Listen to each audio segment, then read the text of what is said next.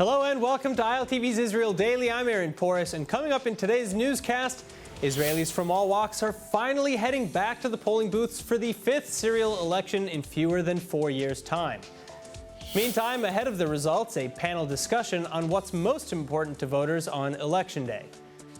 And finally, a stark election message from the president of the Jewish state to the leaders of North American Jewish groups.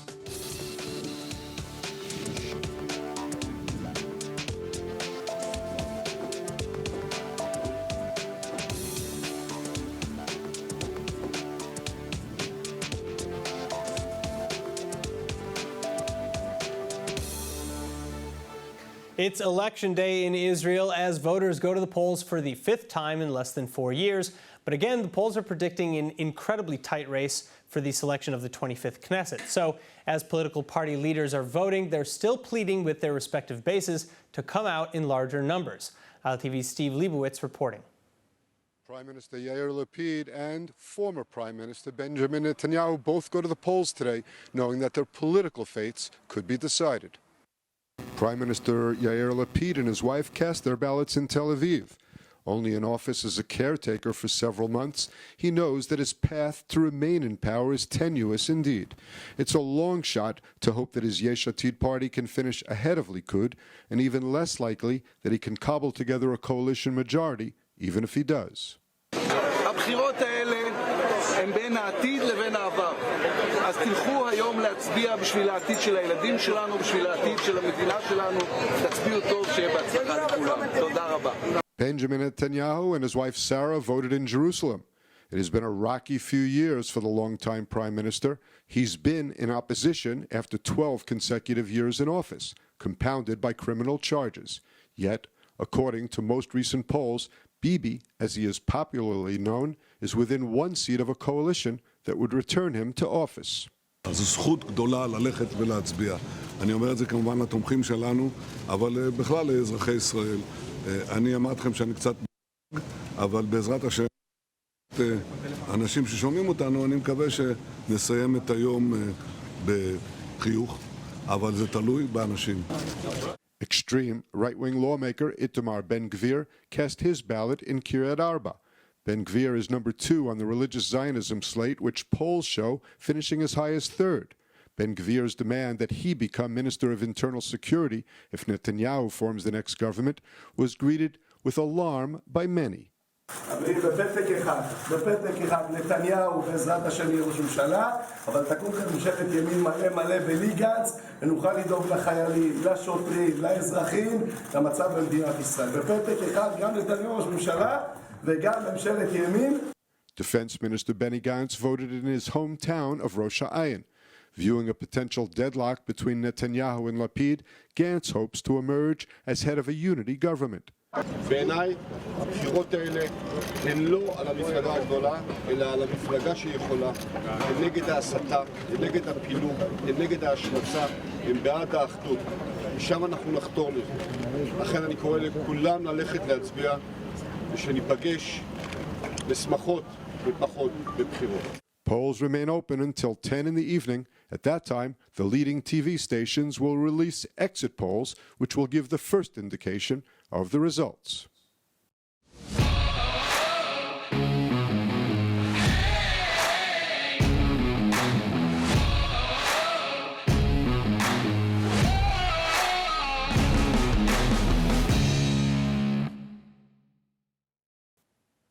Now, of course, not just politicians, but some 4.5 million other Israeli citizens are expected to cast their ballots today out of 6.8 million who are capable of voting in hopes of finally ending the cycle of elections and bringing some stability back to the country.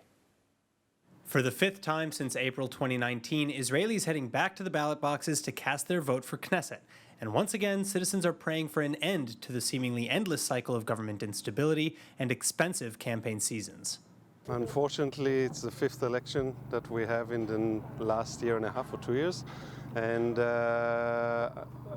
unfortunately, again, it's going to be exactly the same result, 60-60, maybe 61-59 to one of the blocks, but that's not going to be a stable government. So Sadly, we're probably going to go into another one in a few months, 6 months to 9 months, and that's the situation now in Israel.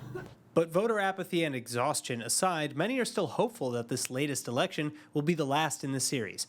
The only problem in breaking the stalemate, however, in many voters' eyes, is that party platforms are still falling by the wayside. While the economy, extortionately high cost of living, and national security risks topping people's day-to-day priorities, the vote is still seemingly down to those who are either for or against Benjamin Netanyahu. Those opposed to King Bibi, as he's commonly called, painting Netanyahu as a serial liar, a corrupt criminal, and a populist Machiavellian narcissist. I'm really worried about what will happen after the elections, and I reckon that there will be a right-wing government by Ben Gvir and Bibi, and I think it will be really, really bad for the country. And I'm really, really afraid. I see the result, what happens all those years that he was prime minister, we don't see nothing. So that's my opinion about it, why I want guns. I want renew, I want something else, not only Bibi, Bibi, Bibi, Bibi. Netanyahu and his base, in contrast, portraying the longest-serving prime minister and now opposition leader at the helm of the Likud party as the only person capable of guiding the country back on track and through its many steep challenges. I'm going to vote in Bibi Netanyahu. I hope that he make the government, but I hope that he make a not very strong government with the religion. I hope it's going to be more liberal government. אני כל החיים, כל המשפחה, הצבענו ליכוד ונשאר ליכוד. אנחנו שמחים שיש עוד מערכת בחירות ושיהיה צ'אנס גדול לביבי נתניהו. אנחנו בוחרים אך ורק בביבי נתניהו. Now, joining me to discuss the vote as citizens make their way to the polling booths for the 5th time in 4 years, former Blue and White Party Knesset member Michal Kotler-Wunsch and Gil Hoffman, Executive Director of Honest Reporting and former J-Post political analyst. Gil, Michal, thank you both so much for joining us today. What do you think is going to be the biggest factor in today's vote? Gil, I'll start with you. We're going to see a vote that will be based on the turnout, of course, just like in any country. The turnout among Jews in the last 4 elections was rather consistent at 70%, right, while the Arab turnout fluctuated between 45 and 65. It's going to be based on which parties cross the threshold, with 4 parties teetering, and last but not least, the swing voters, whoever they are. So, Michal, a similar question. Do you think that it's going to be, aside from voter turnout, policy or the referendum on Bibi? What's influencing voters most? So I wish it was about policy, but as we know, and Albert Einstein said before me, that, the definition of insanity is doing the same thing over and over and expecting different results. In fact, sadly, the majority of voters are going with one thing only, and you actually heard it in your little, sort of introduction of the issue, and that is yes, Bibi, no Bibi. It is very sadly, in my view, not policy at a time where policies really should be on the table, not only with regards to larger issues, security and so forth, but you touched upon some of them, life itself, as we call it, education and healthcare and mental health and of course the financial situation post-COVID, irrespective of COVID. So that is really, really the crux of it, is about that one single question. And that's where the majority of the parties have actually failed to veer away or to offer an alternate vision that we should be voting on. All right, now, Gil, you mentioned some of the swing voters, and we know that a third of Israeli voters are technically on the fences to some degree, and there are some who've reportedly shifted over to the left after Lapid and Bennett's year in power. Is this shift over-exaggerated by the media, though? It's too soon to say. We're going to find out in a matter of hours. But there are no Israelis who don't have an opinion in the to Bibi or not to Bibi question. So if there aren't swing voters between those two political camps, what there are stability voters, as I call them, people whose top priority is ending the political chaos, and they too are divided. There are those who would say, I don't like Netanyahu, I don't want him to be prime minister anymore, but he has the best chance to form a stable government, just let him do it. And then there are those who say he's the problem, he's the one who's made us go to elections so often, and therefore would try to get whoever would be more likely to depose him. So what about former Yamina voters who may have strayed away from the new chairwoman of the party, Ayelet Shaked. Michal?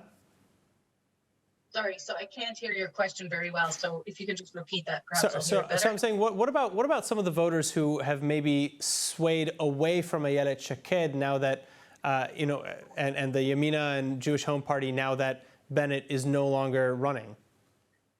So again, I mean, all of that and the transitions that we've seen, and we're in the midst of a process, very happily, and I have to say this, in the midst of a democratic process. So the way that this is translated, and we are in, dysfunction and paralysis, but the way that it's actually exhibited is in democratic means, right? So we're going to a fifth election in 3.5 years, but we are going to the polls.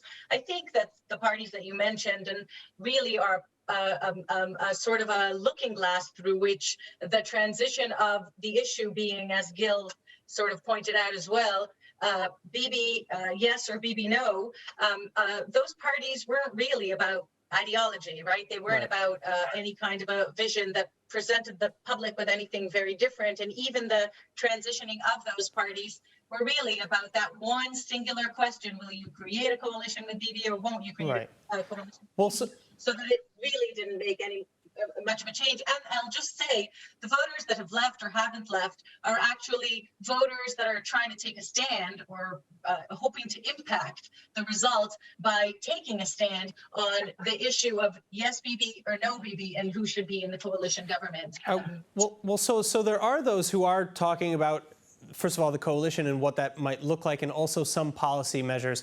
Netanyahu himself is saying that Ben-Gvir from the Religious Zionism Party could be the public security minister. We know that that's what Ben-Gvir wants, and Smotrich, the number one in the party, wants to maybe be defense minister. And Netanyahu is also saying that he would neutralize, quote unquote, the new Lebanon border agreement and maritime border agreement. These don't seem like, on the surface, to be very popular promises, though. Am I wrong?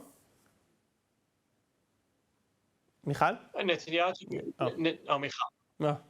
Sorry. So I'll say. So look, the result of this vacuum created by actually the great news that the majority of the Israeli votership has over and over again indicated that we are majority moderates, but the result of this vacuum created is that, and you've mentioned some of those sort of, I'd say, factors that enter a vacuum, because we know that nature abhors a vacuum, and those are the extremist sort of voices. But I have to say that you have to juxtapose them with extremist voices that have existed within Knesset for a long time. So if I were to say that in this process or in the interim, and to me, what makes this at a very, very urgent intersection is that there is a war on the, I'd say, identity of the state of Israel. It was founded 75 years ago. Is it the nation state of the Jewish people and indigenous people returned to an ancestral homeland after millennia of exile and persecution, committed to equality? That's just the Declaration of Independence, not me.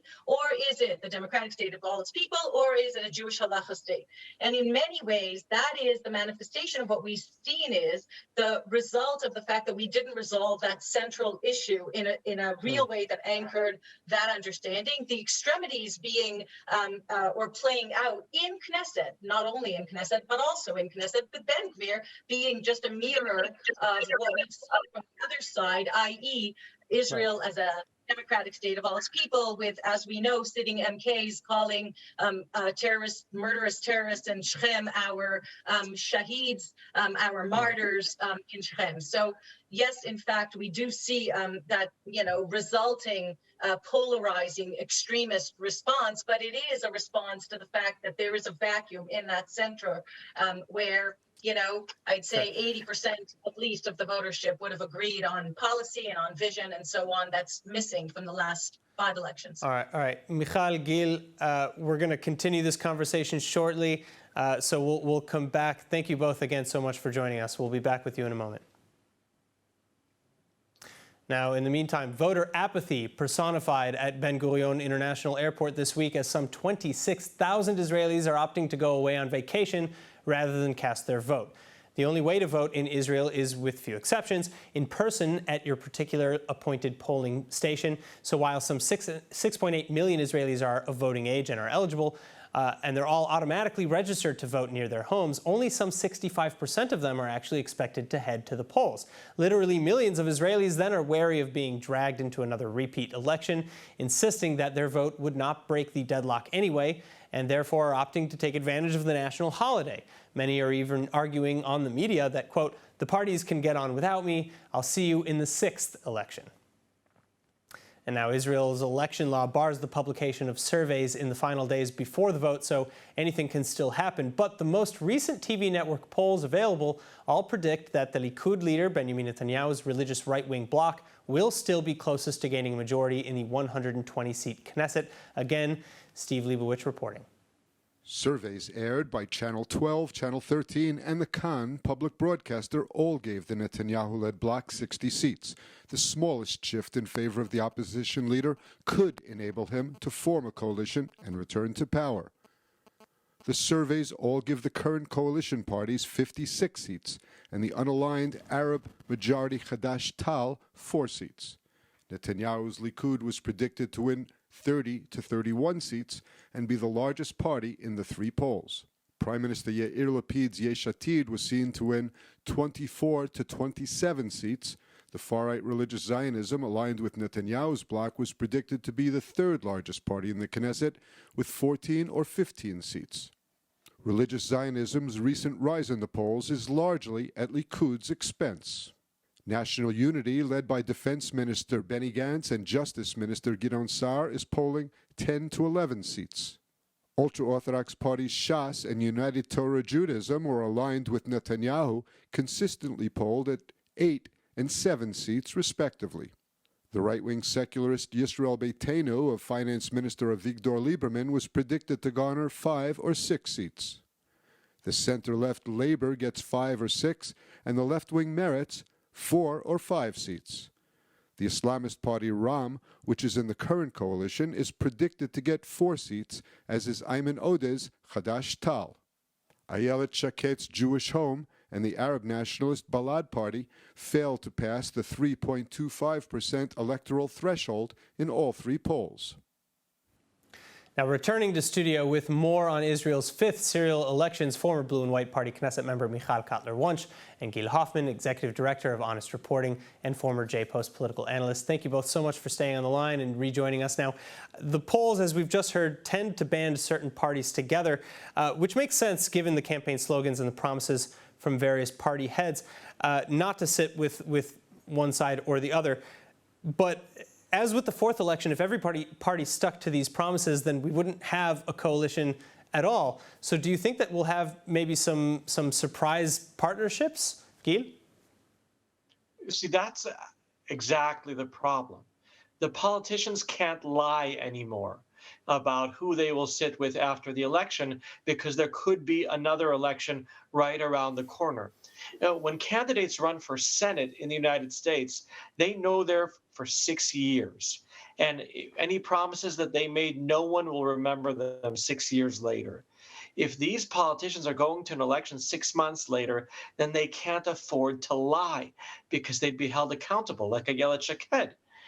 We need to get back to a place where our politicians can feel free to lie again, to say who they are going to sit before, and then do the opposite.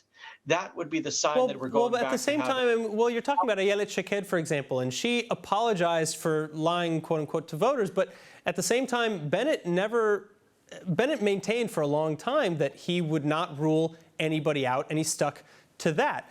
Michal, similarly, maybe the left and the right-wing blocs aren't so set in stone as they seem. Perhaps, former leader of Blue and White, Gantz, could be a kingmaker, so to speak. So actually, in defense of, maybe perhaps as a former legislator, in defense of politicians, I actually don't think we need to get back to the place in which they can lie. But I do think we need to get back to the place in which they create coalitions on the merit and on the issues. And in fact, it is through that place that I believe that there is an incredible opportunity and responsibility. And I don't know that it'll happen after these elections at all, because if you actually apply that understanding unequally or inconsistently, meaning if the result of a democratic election indicates, as your polls just showed, and as we'll know by tomorrow, I assume, that 30 mandates or 35 mandates elected Benjamin Netanyahu, and he is democratically the leader of a party that was democratically given the largest majority, then there is no way that without being, sort of a little bit, I'd say, inconsistent with our values, that a government can be formed by only excluding that one person. And literally, it's a personal exclusion. So if we were to vote on the merit, and if we were to create coalitions on the merit, it would be an easy coalition where, with an overwhelming majority, that's the good news for Israel, with an overwhelming majority of representation to what I called before that majority moderates. When it becomes personalized in the way that it has, and when it becomes the issue that Gil also mentioned, voters are going out to vote on. And I would say actually that the voters far exceed their expectation of their elected representatives, and basically ask over and over again of the elected representatives to figure it out, to just create a stable government. Right. And I hope that we would go back to that. So, Gil, again, similarly, I fall back to Gantz because he's one of the few who I think is in a position to link both the left and the right, as Lapid might have a little bit more trouble, particularly with the Haredi, the ultra-Orthodox parties. Do you agree, or am I way off? You're off only by 2 months. It could happen in January. If Netanyahu does not get the 61 votes he needs to form a coalition today, then he would probably still, as the leader of the largest bloc with the most recommendations, receive the mandate from President Herzog to form a government and fail. And then Lapid, who is only 3 seats behind in the polls, chances are would still get the second mandate to form a government and would fail. And then we'd be in a place where any member of Knesset would have 3 weeks to form a government, or we go to elections. And that's where Gantz could go to the ultra-Orthodox and say, do you really want Lapid and Lieberman as finance minister, who cut so many of your benefits, remaining in power for another 6 months? Or do you want to let me form a government with unlimited money to the ultra-Orthodox, whether they learn math and English or not? That's how a government could be formed, and that is how Netanyahu could potentially be deposed permanently. All right. Again, Gil Hoffman, Michal Kotler-Wunsch, I want to thank you both so much for coming out. Happy voting day, and thank you again. It was a pleasure to interview you both. Thank you. And just a reminder that everybody should exercise that incredible democratic duty. All right, now President Isaac Herzog issuing a surprising call to American Jewish leaders this week to respect the results of tonight's elections. Quote, the results may not be to your liking, but the vote of the Israeli people should be respected, and the vital connection between the State of Israel and North American Jewry will not and should not be compromised, whatever the results, end quote. This is the message that Herzog is issuing on Monday to the annual Jewish Federations of North America General Assembly. This seemingly in response to American Jewish groups' rising concerns over the projected outcome of a right-wing government in Jerusalem, particularly as it would include parties like Religious Zionism, which hold views diametrically opposed to those held by primarily liberal Jewish Americans. Still, polls far from conclusion, and whatever the results, Herzog is insisting that the bonds and the confidence shared between Israelis and American Jewry run deeper than politics or shifting circumstance, and that, quote, we are all bigger than this. Now let's take a look at the weather forecast. The forecast is calling for partly cloudy skies this evening with lows averaging around 13 degrees Celsius or 57 Fahrenheit. And then tomorrow, we can expect top temperatures of 24 degrees Celsius or 76 Fahrenheit, along with cloudy skies and scattered showers around most of the country. Thank you so much. That is all for today's news. For more updates from Israel on all of your devices, check out our website, ILTV.tv, and subscribe to our newsletter as well as to our streaming platform, ILTV+. I'm Aaron Porras. Be well, and thank you so much for watching.